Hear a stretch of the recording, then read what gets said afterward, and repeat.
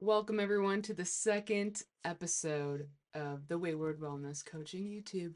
Thank you for joining us. So, we're starting the mini series, The Nervous System Economy, and this is going to be the cost of doing nothing.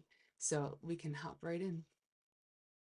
Have you ever thought about your nervous system like a credit score?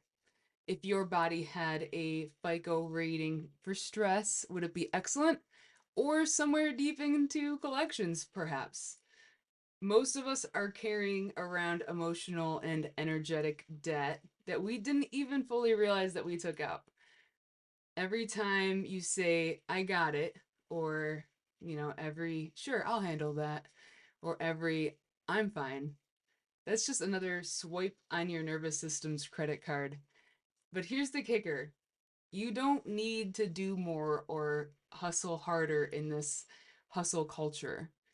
You don't need another morning routine or another biohack or a productivity planner.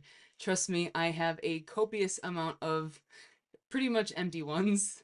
You just need to start reading your body statements that they've been sending to you because your nervous system keeps records and keeps books, whether you're paying attention or not. Don't wait for the overdraft notice to hit before you start checking the balance.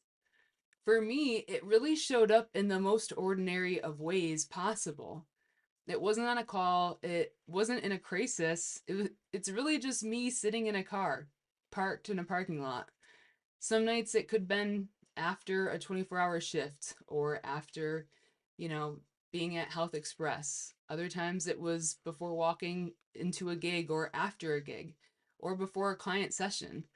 The engine could be off, the keys in my hand. I could just be sitting there. The radio's off, silence, seatbelt still on.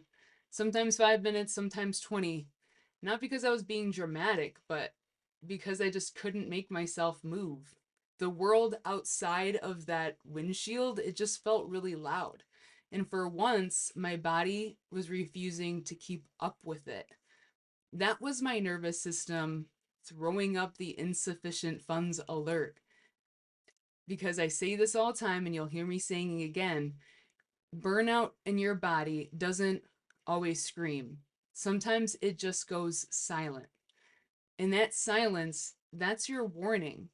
Don't wait until you can't turn the key before you realize that you're on empty. At that time, I wasn't lazy, I was just emotionally and energetically bankrupt. I'd been taking out stress loans for years and just saying, I'll rest later or I'll sleep when I'm dead. I can handle it, I can push through. The minimum payments were Red Bulls, caffeine, humor, and really just pretending that I was fine. The interest rate, though, that was like anxiety, brain fog, and that weird numbness that made literally the smallest of tasks feeling dead heavy weight. But your nervous system runs like an economy. Every stressor, every decision, every emotional suppression that you keep pushing down, it all counts as a transaction. When you constantly say yes, when your body is screaming no, you're swiping that card again and again and again. But the thing is, your body is generous. It can take a beating and it'll spot you energy for a while. It's got adrenaline, it's got cortisol, it'll give you some caffeine. But eventually your line of credit, it's going to run out. And when that happens, you're going to start seeing some overdraft fees in real life. You're going to forget what you were saying mid sentence. You're going to snap at someone over literally nothing. You can't focus on some of the most basic tasks without 12 mental detours. Or you could just go completely numb. No highs, no lows, just static. And it's not weakness, it's your nervous system freezing your account. It's saying you've maxed out, I'm cutting you off, all access until you start paying something back. In neuroscience, that wear and tear is called allostatic load. Basically, the debt your body accrues from running on stress hormones just for a little too long. Your sympathetic system is the spender, fight, flight, and perform. Your parasympathetic is the saver, rest, digest, and recover. When you live in that chronic stress, that sympathetic system, it never clocks out. You're in overdrive. You're overdrawing your energy account every single day, every single hour. That's why a vacation just doesn't fix it. That's why sometimes you need a vacation from a vacation. We say it all the time because you can't pay off a mortgage with a weekend getaway. Don't confuse temporary relief with actual regulation. It's just refinancing your bank account. But it's not just the big withdrawals that bankrupt you. It's the little leaks that drain your account before lunch. For me, it looks like this. The group text I just didn't mute. Even though that ding, it fucking frustrates me so much. Can't handle it. The email tab, I just kept open, just in case. The smile I keep putting on for someone when all I want is silence. None of those feel like a big deal in the moment, but all together, they keep my body in a constant red alert. And here's the part that people don't tell you. You can live years in that low grade overdrive and just think that it's normal. You call it just being tired. We joke that, oh, I run on coffee on chaos. But it's not a personality trait. It's your nervous system throwing up that white flag. Burnout rarely explodes, it just leaks. And by the time that you notice the puddle, you've been dripping energy for months. It's kind of like a hot water tank. For those of you who own a home, you know exactly what I mean. You don't realize it's leaking until one morning it's gone, it's flooded, and it just shit the bed. And then you're standing in a puddle of chaos and you're just like wondering how something seemed totally fine yesterday and now it has completely wrecked your week. Most likely your basement, and it's just fucked. Don't let that be your nervous system economy. You don't have to wait until it breaks to fix the leak. And don't just keep patching it up like that commercial, whatever that shit is, right? I should probably know it because we've seen that commercial so many times where he slaps it on those leaks. You can just start tightening the valves now. Which brings me to the question, how do you patch it, right? How do you start rebuilding your nervous system credit?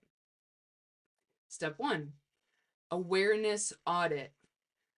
Start noticing those micro tensions. Is your jaw tight when you open that mailbox or that inbox? Are your shoulders up to your ears at that text notification or when you're driving? It's like Massachusetts drivers, right? We're driving like this all the time. They're like assholes. We're so pissed off. Those are withdrawals. Step two, micro pauses. Before you leave your car, before you walk into work, before you answer that message, stop. Take 10 seconds. Exhale. Let your shoulders drop a little bit, even if it's just 1% drop. Let your body know that your transaction is done, it's complete, before you start the next one, which is whatever you're doing next. Step three, mute your inputs, notifications, news, group chats, social media. You're not missing out. You're conserving your capital. Step four, language shift. This is a big one, right? You want to replace I have to with I'm choosing to. Your nervous system doesn't know the difference between pressure and danger. It just thinks I'm going to die, right? So change the language. And once you change the language, you change the physiological response. Regulation isn't about control, it's about capacity. Control burns energy, capacity builds it. So you don't manage stress, you manage your spending, right? That's how you start rebuilding your nervous system wealth. So here's your reflection for this week. I want you to ask and reflect on these questions. If your nervous system had a bank statement, what would it show? What are your biggest emotional expenses? What drains you? And what are the subscriptions that you just might have forgotten to cancel? What are the small deposits that actually make you feel rich and calm? What brings you that peace? Because calm isn't earned, it's budgeted. And the more you understand your own nervous system economy, the less that you're going to confuse exhaustion for effort.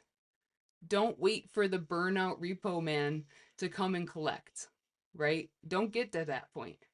Start making your small payments toward your own peace today. In the next episode, we're going to talk about your hidden fees, the habits, people, and coping mechanisms that keep auto charging your nervous system every single month. We all have them, right? Even when you swear that you have moved on. Spoiler alert, you're still paying for some of them. So check your balance. Stop paying for peace you never actually feel.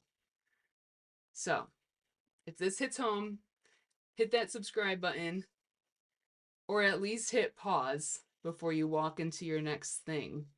Because honestly, your nervous system deserves a better credit score.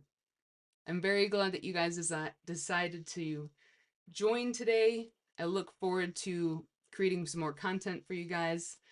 As always, put some comments down there so I get to see what you guys resonated with, what you guys enjoyed, what you guys would like to hear more of, and stay tuned for the next episode. Regulate.